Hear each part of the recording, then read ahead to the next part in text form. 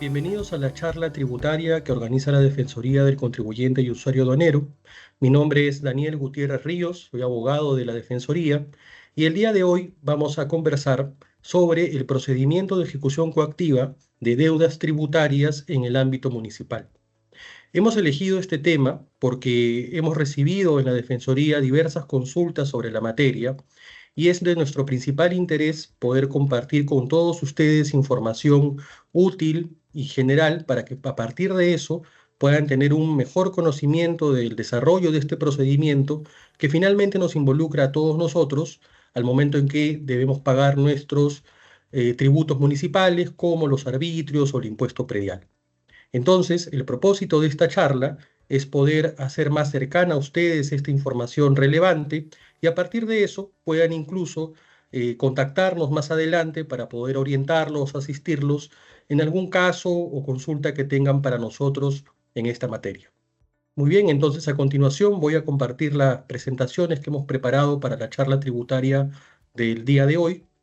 Voy a proceder a compartir estas presentaciones. Muy bien, como les decía entonces en la primera parte, el procedimiento de ejecución coactiva de deudas tributarias municipales involucra una serie de pasos o circunstancias que es muy importante que nosotros como ciudadanos tomemos en cuenta al momento que nos enfrentemos a esta delicada situación como es una cobranza coactiva. Entonces, el día de hoy tenemos una agenda para poder tratar estos principales puntos sobre el procedimiento. Vamos a comenzar conversando sobre los aspectos generales de este procedimiento, cuáles son sus etapas y finalmente cuáles son aquellas situaciones en las cuales se debe suspender el procedimiento, sea de forma temporal o de forma definitiva en las razones o causales previstas en la ley. Muy bien, entonces sin mayor demora, vamos a comenzar con el primer punto de la agenda del día de hoy.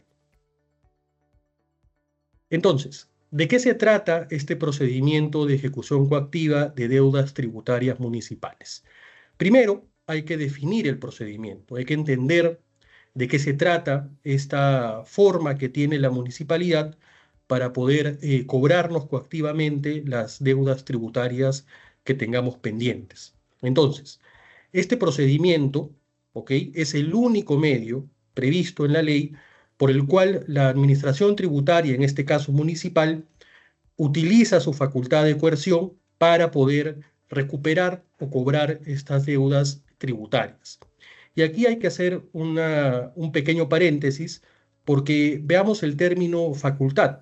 Esto quiere decir que las municipalidades, a través de sus gerencias de administración tributaria, gerencias de renta o servicios de administración tributarias en algunos casos, tienen la potestad de poder iniciar y llevar adelante este procedimiento, pero solo bajo determinadas circunstancias y cumpliendo determinados requisitos previamente, que es a lo que le vamos a poner mucha atención el día de hoy.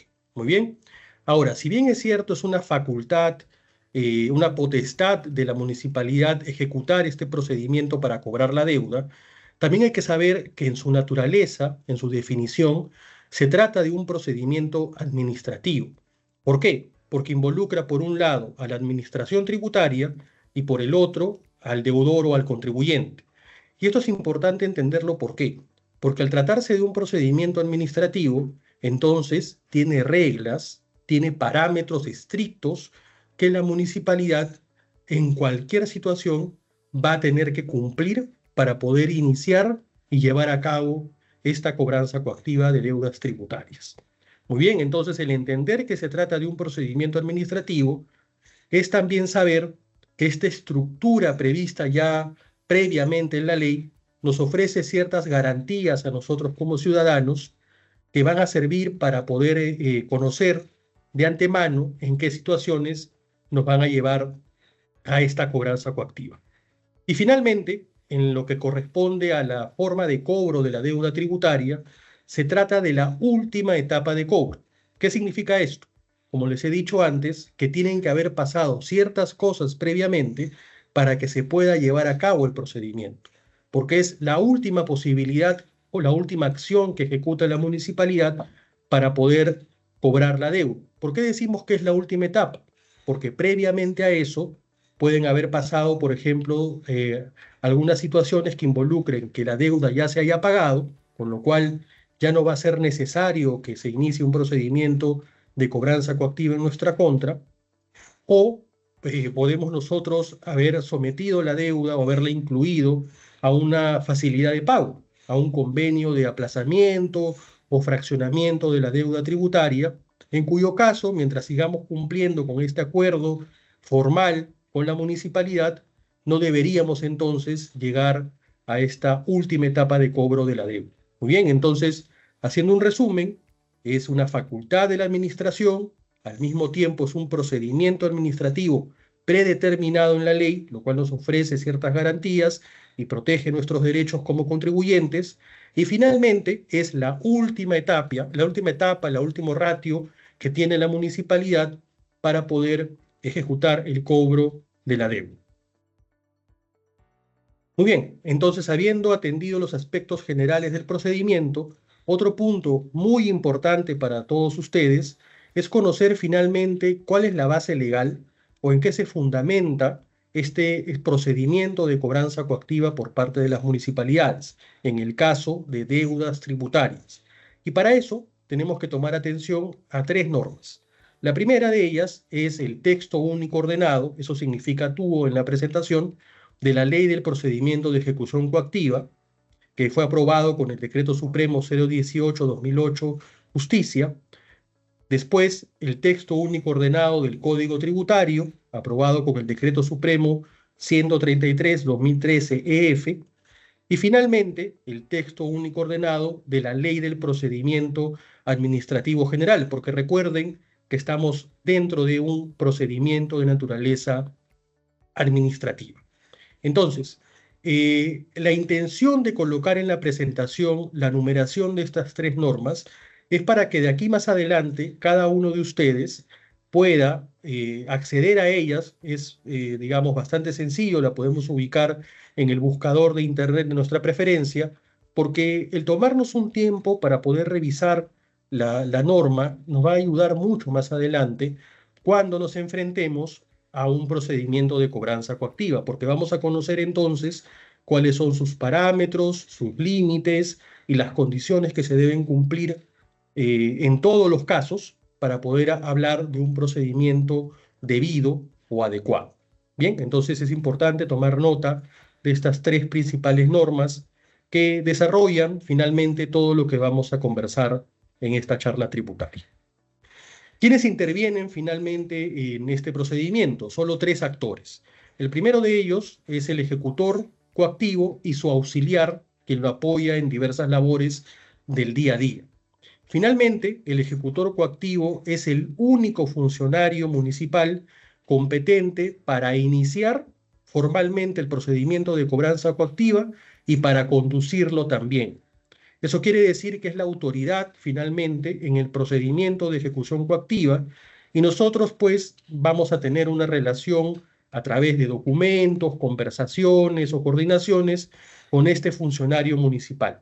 Muy bien, porque es él quien va a tomar las decisiones asociadas a este procedimiento de cobranza coactiva. La segunda parte, como ya habíamos adelantado en el punto anterior, somos nosotros, por ejemplo, los ciudadanos, los contribuyentes, los deudores tributarios que están obligados al pago, por ejemplo, del impuesto predial o de los arbitrios municipales. Muy bien. Entonces, como esta parte que interviene en el procedimiento, obviamente tenemos ciertos derechos que el ejecutor coactivo debe respetar y observar durante todo el transcurso de este procedimiento administrativo. Y finalmente, también intervienen en algunos casos en el procedimiento terceros. ¿Eso qué significa? Puede tratarse, por ejemplo, de los bancos que reciben la orden de retención por parte del ejecutor, puede ser también uno de nuestros proveedores, un cliente o un tercero que tenga a nuestro favor un pago que hacer. Muy bien, entonces, en esa medida, el tercero se va a involucrar en este procedimiento de cobranza coactiva solo en la medida que tenga que cumplir una orden del ejecutor, por ejemplo, realizar una retención de un dinero. También pueden involucrar a un tercero, por ejemplo, para pedirle cierta información antes de proceder con el embargo o la retención, para que el ejecutor pueda saber a ciencia cierta qué creencias o deudas tienen que pagarnos a nosotros y utilizar esta creencia para poder, vía retención, por ejemplo, cobrar la deuda que tenemos pendiente. Muy bien, entonces tenemos estos tres principales actores que se involucran en diferentes momentos en el procedimiento de cobranza coactiva municipal. Como habíamos adelantado también, el ejecutor coactivo tiene como principal función ser el encargado de iniciar formalmente el procedimiento de cobranza coactiva. Vamos a ver ahora cómo se inicia formalmente este procedimiento para poder entender o decir con ciencia cierta que estamos entonces involucrados en esta cobranza coactiva. Muy bien, no se inicia el procedimiento de ejecución coactiva de manera informal. Tienen que pasar ciertas cosas que vamos a revisar ahora para que se entienda formalmente iniciado el procedimiento. ¿Qué otro encargo o trabajo tiene el ejecutor? Ordena, varía o sustituye los embargos, las medidas cautelares, que es el nombre que le da la ley, pero que coloquialmente nosotros conocemos como embargos en sus diferentes modalidades que también vamos a revisar el día de hoy. Eso significa que si, por ejemplo, nosotros necesitamos que un embargo sea sustituido, sea levantado bajo determinadas circunstancias, los documentos o los pedidos que tengamos que dirigir en ese sentido tienen que ser dirigidos al ejecutor coactivo, porque es el único facultado para poder ejecutar estas medidas. Y finalmente, porque también tiene otras funciones mucho más específicas, pero estas tres son las generales, ordenan también la suspensión del procedimiento de cobranza coactiva solo en los casos indicados en la ley. Vamos a también a revisar más adelante en qué causales se procede con la suspensión temporal o definitiva del procedimiento de cobranza coactiva. Es más, el ejecutor coactivo es el único facultado para poder formalmente, como corresponde, ordenar esta suspensión. ¿Cuáles son las etapas del procedimiento de cobranza coactiva de deudas tributarias municipales? Y aquí viene algo muy importante. Primera etapa, el inicio. Para nosotros poder entender que estamos ya involucrados en un procedimiento de cobranza coactiva, tiene que haber sucedido algo. Y eso es la notificación de un documento llamado resolución de ejecución coactiva. Usualmente, en las municipalidades del país, esta resolución de ejecución coactiva tiene como numeración 1. Eso quiere decir que si nosotros somos notificados en nuestro domicilio fiscal con una resolución de ejecución coactiva número 1, en el contenido de esa resolución, que debemos leer con mucho detenimiento, vamos a tomar conocimiento que se nos ha iniciado un procedimiento de cobranza coactiva, tenemos que estar debidamente identificados, sobre determinada deuda tributaria pendiente de pago. Eso quiere decir que en la resolución de ejecución coactiva debe identificarse también aquella deuda que motiva el inicio del procedimiento. Entonces, solo con la notificación de este tipo de documento podemos entender entonces que se ha iniciado un procedimiento de cobranza coactiva en nuestra contra. Muy bien. Otro término que ustedes van a poder observar en la presentación es la debida notificación. Eso lo vamos a ver también más adelante, pero es muy importante porque la Administración Tributaria Municipal debe seguir reglas muy estrictas para considerar que esta resolución, que es muy importante, ha sido debidamente notificada. Y esto es importante también porque sólo así se va a poder estar frente a un procedimiento de cobranza coactiva legalmente válido. ¿Ok? Entonces, vamos a ver ahora cuáles son estas formas de notificación que tiene que respetar la municipalidad para poder entender que estamos frente a un procedimiento de cobranza coactiva de acuerdo a ley. Una vez iniciado el procedimiento de cobranza coactiva, obviamente en el transcurso de este procedimiento pueden ocurrir diferentes actos, diligencias e inclusive también, que duda cabe, los embargos o las medidas cautelares, que es el nombre formal de esta situación. Entonces, En este transcurso del procedimiento, como habíamos dicho, va a ser el ejecutor coactivo el único encargado de poder llevar a cabo, por ejemplo, estas averiguaciones para poder saber de qué manera puede recuperar la deuda tributaria, puede ordenar también trabar los embargos y puede ordenar también que sean levantados o dejados sin efecto. Todo esto, como les digo, en el transcurso de este procedimiento. Pero como todo procedimiento administrativo, tiene que tener un final, tiene que tener un horizonte de término ya predeterminado también en la norma. ¿Cómo entendemos que este procedimiento de cobranza coactiva formalmente ha terminado? Cuando el ejecutor coactivo nos notifique debidamente también en nuestro domicilio fiscal con la resolución coactiva que disponga la conclusión formal del procedimiento. El término que utiliza la ley, y eso lo vamos a ver también a lo largo de la presentación, es suspensión definitiva, pero entendamos que esto se refiere entonces a la conclusión del procedimiento. Solo con la notificación de esta resolución podemos entender entonces que ya no tenemos un procedimiento de cobranza coactiva en nuestra contra, que se encuentre vigente además. Ahora, para poder dar inicio al procedimiento de cobranza coactiva, habíamos dicho que tienen que haber sucedido algunas cosas previamente para poder llevarnos a esa última etapa del cobro de la deuda. ¿Ok? ¿Y cuál es la primera condición para que esto ocurra? Lo primero es que la deuda sobre la cual se nos quiere cobrar coactivamente tenga una condición legal muy importante, que también está prevista en la ley del procedimiento de ejecución coactiva que citamos hace algunas presentaciones atrás. Y eso es que la deuda sea exigible coactivamente. ¿Qué significa eso? Que contenga ciertas características la deuda que permitan o faculten al ejecutor a iniciar esta coerción en nuestra contra. ¿Cuáles son estas condiciones? Vamos a ver que se presentan diferentes tipos de situaciones. La primera de ellas y la más común en la práctica, que es lo que nosotros sabemos a raíz de las diversas consultas que recibimos en la Defensoría, es cuando se trata de una deuda contenida en una resolución de determinación. Ojo con eso, es un documento formal también.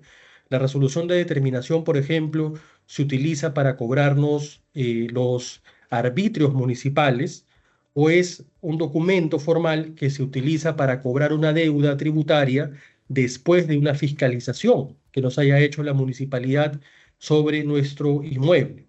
¿Ok? Es un primer documento. También sobre una resolución de multa. Puede ser que hayamos incurrido, hayamos cometido alguna infracción tributaria y a raíz de eso se nos imponga una sanción en dinero y esa sea contenida en la resolución de multa. ¿Ok? Hablemos entonces de estos dos primeros documentos, que hayan sido correctamente emitidos, que contengan los requisitos que ustedes van a poder revisar en las normas que antes hemos colocado, que sean además también debidamente notificados, bajo las formas que vamos a revisar ahora, y que, por ejemplo, no hayan sido impugnadas tampoco dentro del plazo legal. ¿Por qué he marcado en rojo estas tres características? Porque de esa manera las podemos recordar de forma mucho más sencilla. ¿Ok? Entonces, repasemos. Es una resolución debidamente emitida, debidamente notificada y que no hemos impugnado. Eso quiere decir que no la hemos discutido legalmente en el plazo que nos da la ley. En este caso, por ejemplo, es de 20 días hábiles después de la notificación de cualquiera de estas resoluciones. Porque claro, si nosotros tenemos una resolución debidamente emitida, de la cual hemos tenido formal conocimiento a través de una debida notificación, y a raíz de esa situación hemos tomado la decisión de cuestionar a través de un recurso de reclamación tributaria o un recurso de apelación, eso quiere decir que en ese caso la municipalidad no podrá cobrarnos coactivamente la deuda hasta que la discusión termine en última instancia administrativa, en principio. ¿Ok? Entonces, si nosotros tenemos este conocimiento y no lo impugnamos, eso significa que estamos de alguna manera aceptando esta determinación y ya lo que tenemos que afrontar es el pago total o el pago a través de un convenio de fraccionamiento o aplazamiento con la municipalidad. Por esa razón es que es muy importante tomar mucha atención a los documentos que recibimos por parte de la municipalidad para identificar de qué tipo de documento se trata, qué plazo tenemos para impugnarlo, porque eso también está consignado en estas resoluciones, y finalmente tomar una decisión lo mejor informada posible. Otro caso en el cual estamos frente a una deuda que se puede cobrar a través de este procedimiento de cobranza coactiva es cuando, por ejemplo, fuimos notificados, vamos a decir, con la resolución de determinación, presentamos un recurso de reclamación dentro del plazo de ley.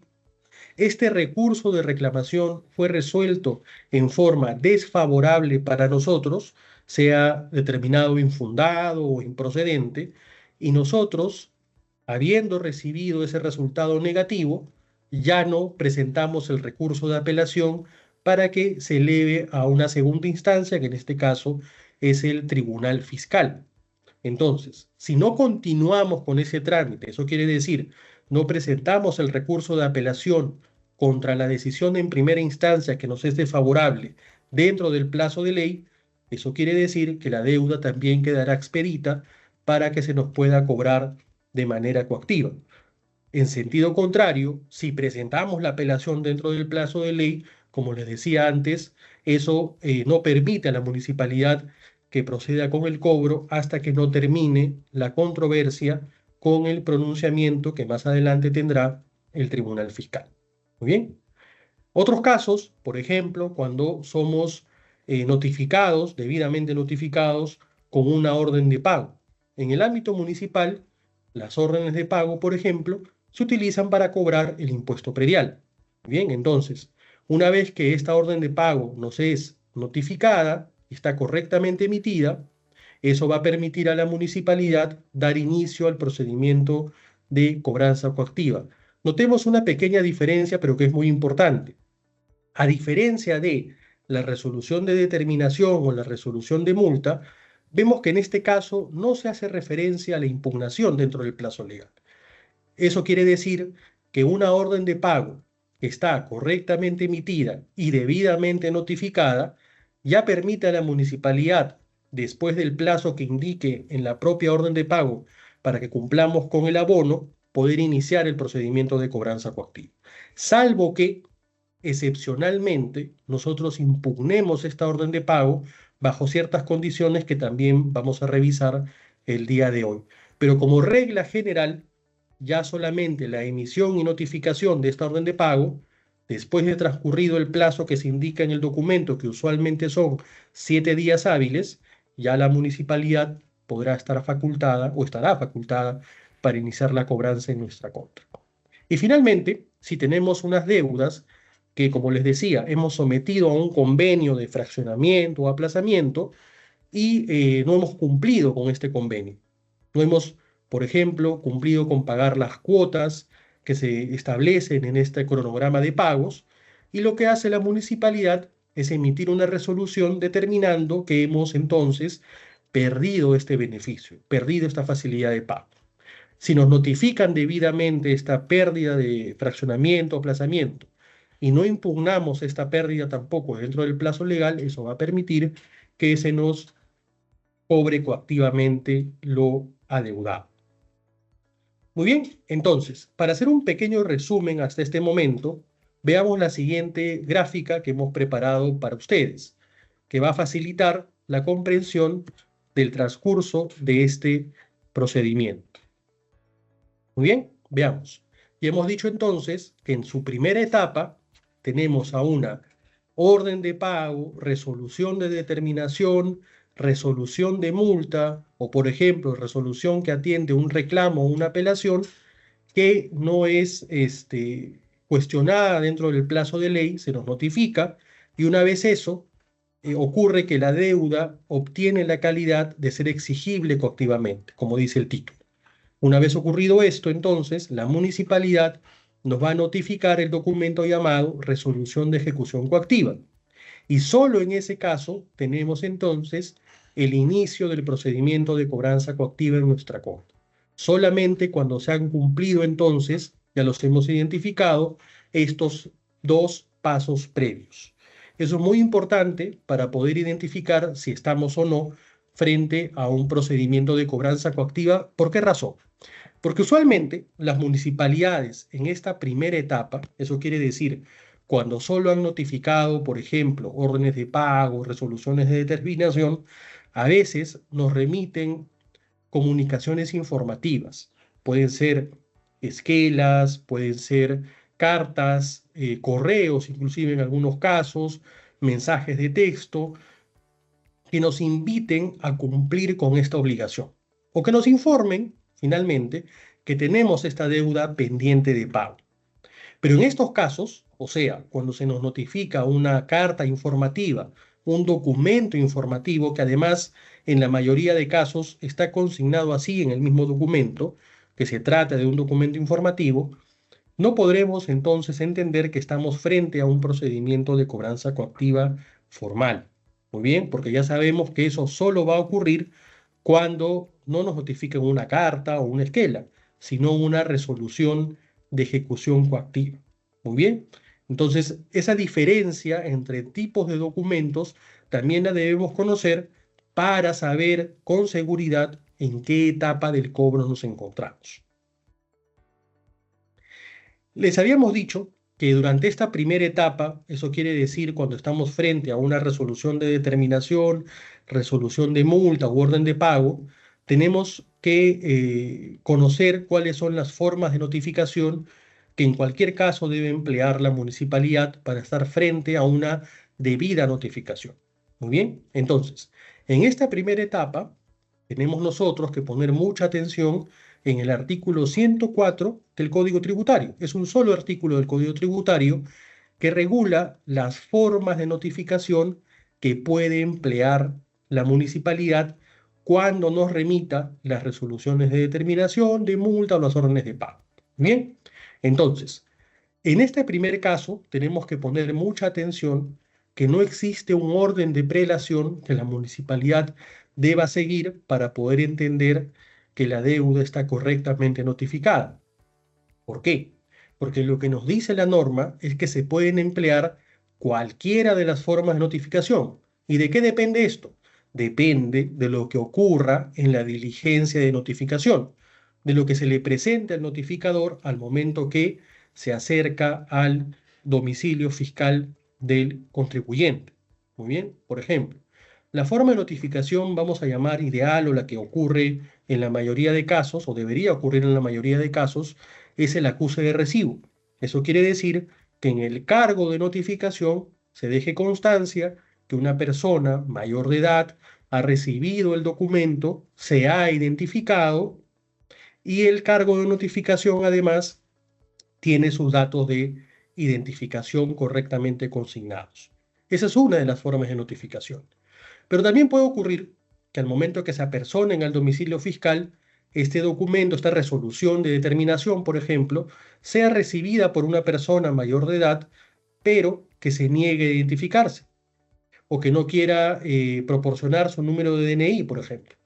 En esos casos, también se entiende que el documento ha sido correctamente notificado, porque la negativa a recibir el documento o la negativa a identificarse no invalida la notificación.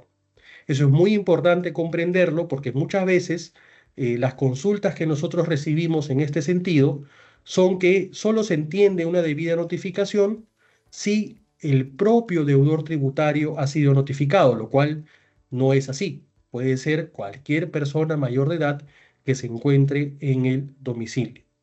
Y veamos que también hay circunstancias especiales de notificación, como la constancia administrativa, que es cuando, por ejemplo, estamos haciendo un trámite en las oficinas de la municipalidad y aprovechan en ese mismo momento para entregarnos o notificarnos la resolución de determinación o la orden de pago. Muy bien, en ese caso entonces se entenderá que estamos debidamente notificados por constancia administrativa. Y finalmente, solo para los casos especiales previstos en el artículo 104 del Código Tributario, también se puede notificar vía publicación en un diario de mayor circulación, por ejemplo, en el país. Entonces, sepamos que hay muchas formas de notificación La idea detrás de todo esto es que nosotros conozcamos oportunamente sobre la deuda que se nos quiere cobrar en este sentido. Otro dato muy importante para todos ustedes es que el cargo de notificación no puede, no debe tener contradicciones, por ejemplo, en qué forma de notificación se ha empleado, no puede tener tampoco correcciones, enmendaduras, borrones o cualquier cosa que pueda restarle fehaciencia o veracidad al cargo de notificación. Porque no se trata de una diligencia menor, como le hemos dicho, esto va a habilitar a la municipalidad a que nos inicie más adelante, de ser el caso, el procedimiento de cobranza coactiva. Así que debe ser un cargo de notificación debidamente llenado y completo también. En la segunda etapa, y esto vamos a entender que abarca desde la notificación misma de la resolución de ejecución coactiva número 1 hasta la resolución que finaliza formalmente el procedimiento, en toda esa etapa vamos a cambiar de base legal para la notificación. Y en este caso vamos a fijarnos en el artículo 20 de la Ley del Procedimiento Administrativo General, cuyo número también ya les hemos proporcionado. Acá cambiamos entonces de base legal respecto a la notificación. Eso quiere decir que la resolución de ejecución coactiva número 1 debe ser notificada siguiendo los parámetros previstos en esta ley, ya no en el Código Tributario. Esa diferencia también es muy importante. En la ley del procedimiento administrativo vamos a encontrarnos también con diversas formas de notificación, personal, correo certificado o inclusive publicación, con la pequeña diferencia, pero muy importante a su vez, de que en este caso sí existe un orden de prelación. Entonces, en primer orden, por ejemplo, la municipalidad tendrá que agotar todos los medios para poder ejecutar una notificación personal bajo los términos que están en el propio artículo 20 de esta ley, que nosotros sugerimos que puedan revisar con detenimiento para ver cuáles son estas condiciones que se deben cumplir para estar frente a una debida notificación de la resolución de ejecución coactiva número 1. ¿Cuáles son los tipos de embargos, los tipos de medidas cautelares que una vez iniciado el procedimiento pueden ejecutar en nuestra contra? El que conocemos en la práctica de forma más recurrente es el embargo en forma de retención. Eso implica en algunos casos que se dirija contra los bancos en los cuales tenemos nosotros cuentas a nuestro nombre. Muy bien, el banco ejecuta la retención y remite el dinero a la municipalidad, o como habíamos dicho también, terceros, clientes, proveedores que también tengan pagos pendientes que hacernos a nuestro favor y que la municipalidad ordene retener el ejecutor coactivo para poder solventar el pago de la deuda. También tenemos el embargo en forma de inscripción sobre los inmuebles que estén inscritos en registros públicos, en una partida registral. También puede la municipalidad dirigir un embargo para que se inscriba en un asiento de esta partida, ¿ok? Y que eso se refleje en el inmueble para que al momento en que pueda ser vendido o pueda ser transferido, se tome en cuenta este embargo por el monto que figure en el asiento correspondiente. También existen los embargos en forma de depósito, que se dirige usualmente contra bienes muebles. Puede ser depósito sin extracción, que es cuando tú conservas los bienes muebles, o también con extracción, sin estos son derivados, por ejemplo, a un almacén que tenga la municipalidad. Y finalmente, el embargo en forma de intervención, que usualmente utiliza el ejecutor coactivo para poder recabar información de terceros que puedan tener acreencias a nuestro favor. Muy bien. Ahora, aún en una etapa de embargo, aún en esa etapa, miren ustedes, la municipalidad tiene reglas muy estrictas que debe cumplir. Estas reglas, por ejemplo, han sido determinadas por el propio Tribunal Constitucional peruano. ¿Cuáles son estas tres principales reglas? Tienen que mantener un cálculo vigente de lo deudado. Eso quiere decir, si hay alguna compensación, algún pago parcial que hayamos hecho de por medio, o alguna retención que también haya hecho reducir la deuda, eso implica que la deuda debe estar permanentemente actualizada para que nosotros sepamos qué es lo que se debe a la municipalidad. También esta debida actualización o constante actualización sirve para que el ejecutor pueda mantener una debida proporción entre la deuda y el monto del embargo. El monto del embargo en ningún caso puede superar el monto de lo que se debe. Y en caso que ello ocurra, y esa es la tercera regla, el ejecutor tiene la obligación legal de levantar los embargos, si ya cobró la deuda o si, por ejemplo, con uno de ellos ya aseguró el cobro de la obligación. Muy bien, entonces estas tres reglas es muy importante que nosotros las conozcamos para poder evaluar si los embargos en nuestra contra son correctos o no. Ahora, ya en la parte final del procedimiento, vamos a ver en qué casos corresponde que el ejecutor concluya el procedimiento de cobranza coactiva. Por ejemplo, si omitió la notificación de la deuda en cobranza, vemos aquí entonces la relevancia de esta diligencia de notificación. Si no se ha hecho, no puede existir un procedimiento de cobranza coactiva. Y si existe, debe ser concluido. Ese es el mensaje que nos da la ley en este caso. Si presentamos una impugnación contra la deuda, un reclamo, una apelación, y esto lo hicimos dentro del plazo legal, tampoco se puede llevar a cabo una cobranza coactiva. Y si esto ha sucedido, debe ser concluida. Si la deuda ya quedó pagada, ya quedó extinguida, ya quedó cumplida en todos sus extremos, entonces ya no hay razón para que se continúe esta cobranza coactiva en nuestra contra. Otro caso, si la facultad que tiene la municipalidad para exigirnos el pago de la deuda ya está prescrita. Pero acá tomemos nota de algo muy importante. Para poder aplicar esta razón o causal para que se concluya definitivamente el procedimiento de cobranza, debemos tener una resolución que apruebe la prescripción. Recuerden ustedes que la prescripción se tiene que solicitar y si es aprobada o si se nos es negada, la apelamos y en última instancia se confirma que tenemos la razón respecto a la prescripción, solo en esos casos podremos exigir que se proceda con la conclusión del procedimiento.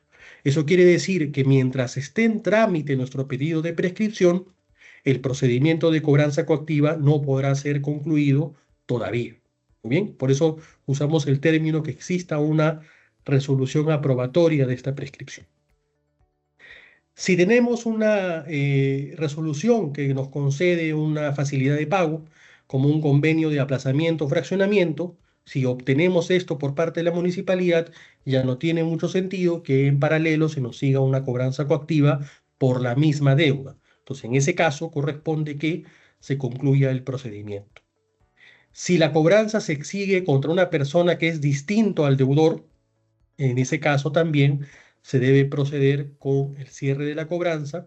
Y un caso especial también es cuando tenemos un inmueble que está ubicado en un territorio en el cual hay dos municipalidades que están en conflicto respecto a quién le corresponde territorialmente esa ubicación. Entonces, en ese caso, cuando nosotros le paguemos a una u otra municipalidad, la otra que reclame esa competencia territorial no podrá cobrarnos lo mismo. Entonces, en ese caso, se debe concluir también la cobranza coactiva que haya iniciado esa otra municipalidad.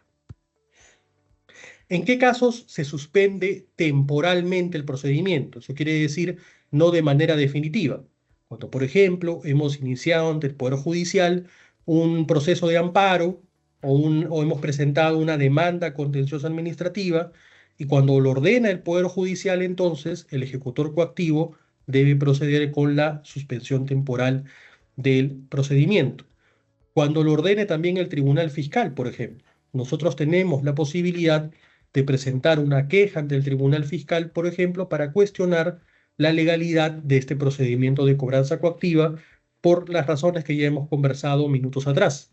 En ese caso, el tribunal también puede disponer la suspensión temporal del procedimiento hasta que la queja no sea resuelta. Y finalmente, la excepción de la que hablábamos sobre las órdenes de pago. Si tenemos una orden de pago debidamente emitida y notificada y la reclamamos dentro del plazo de 20 días hábiles y en ese recurso de reclamación explicamos cuáles son las circunstancias que podrían hacer que este cobro sea improcedente, que no corresponda a este cobro, entonces, por excepción, se podrá suspender el procedimiento de cobranza coactiva. Porque ya sabemos que la regla general es que con la sola notificación, la sola debida notificación de esta orden de pago, ya se pueda, después del plazo que indique el propio documento, que habíamos dicho que son 7 días hábiles, se puede iniciar la cobranza coactiva en nuestra contra. Pero tenemos esta excepción que también se puede utilizar en este tipo de situaciones especiales.